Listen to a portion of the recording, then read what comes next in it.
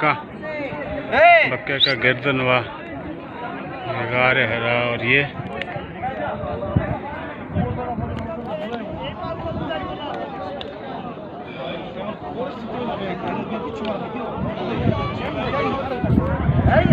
गार हरा का दरवाज़ा है जहाँ से अंदर जाते हैं लोग। ये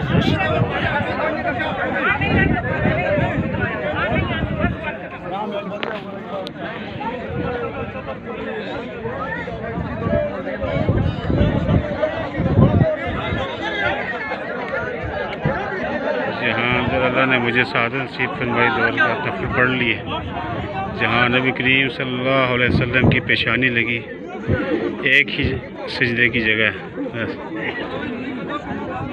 अल्हम्दुलिल्लाह सुम्मा अल्हम्दुलिल्लाह, अल्लाह आका और इस्लाम की शफाअत नसीब फरमाए। बस यहाँ एक चीज़ जो देखी जो बहुत गलत हो रही है वो औरतों का आना है।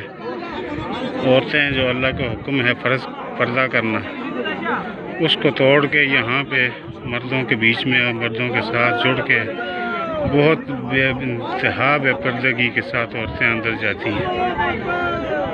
तौबा।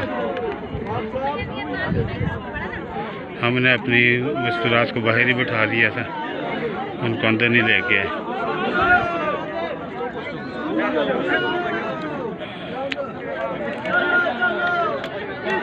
ये ऊपर भी लोग हैं सारे,